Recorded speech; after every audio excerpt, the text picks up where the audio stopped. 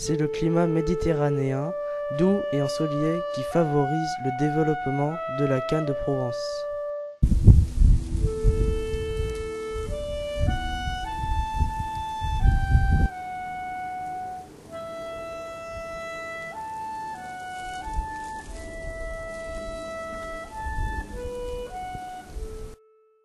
Là, les feuilles sont claires.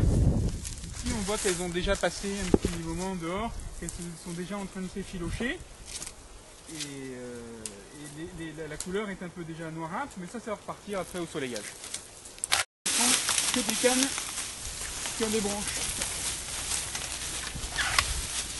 Voilà. Donc regardez déjà ici.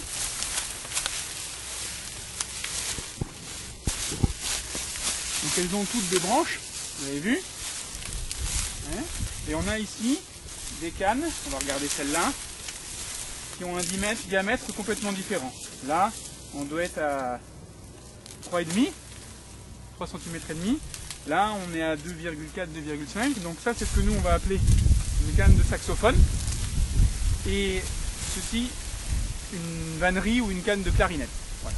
Donc quand les gens ont coupé, ils sont toujours 2 coupeurs par allée. Et ensuite, il y a d'autres personnes, attention, qui sortent les cannes,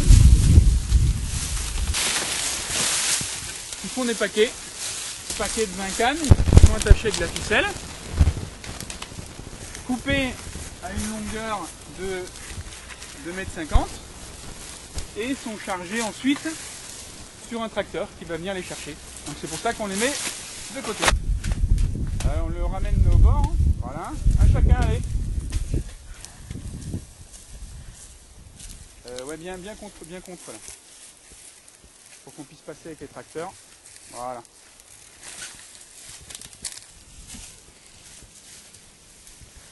Après la récolte, à la fin de l'hiver, chaque canne passe dans une machine qui permet d'enlever les petites branches et les feuilles.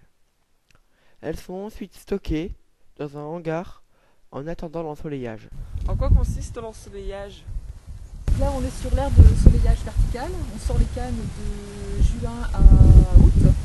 Elles vont passer une quinzaine de jours. On va venir les retourner au moins une fois pour qu'elles arrivent à avoir la bonne couleur, c'est ce qu'on en souhaite pour les hanches. Les cannes sont alors coupées en tubes, puis transformées en hanches, notamment pour les saxophones et les clarinettes. Qu'est-ce qu'une hanche? Voici l'anche. Donc celle-ci elle est fabriquée donc dans notre région en Provence, c'est la marque Marca, donc vers Olioul. Et il y a plusieurs formats en fait d'anches, donc ça va du 2 jusqu'au 4, là vous avez le chiffre 3. Et donc plus le chiffre est élevé, plus il faudra appuyer sur l'anche et ça permettra d'avoir un son plus puissant et plus vigoureux. Comment place-t-on l'anche dans le bec de l'instrument? Alors, donc ça c'est un bec de clarinette avec une ligature qui va permettre de tenir l'anche. Donc ça se met de cette façon-là.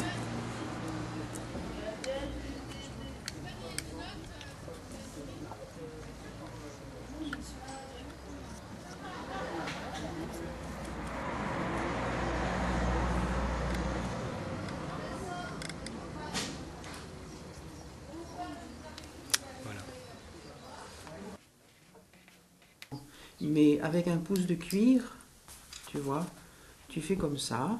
Je donne l'impulsion à la lame.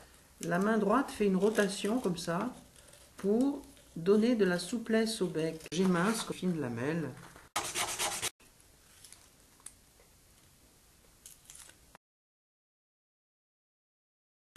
Voilà, c'est un petit outil magique ça quand même. À chaque fois que je vois des parents et leur enfant qui est intrigué par ça, je pense que c'est une flûte. Alors, je dis peut-être qu'on peut en faire une flûte de l'autre côté. Mais pourquoi c'est magique?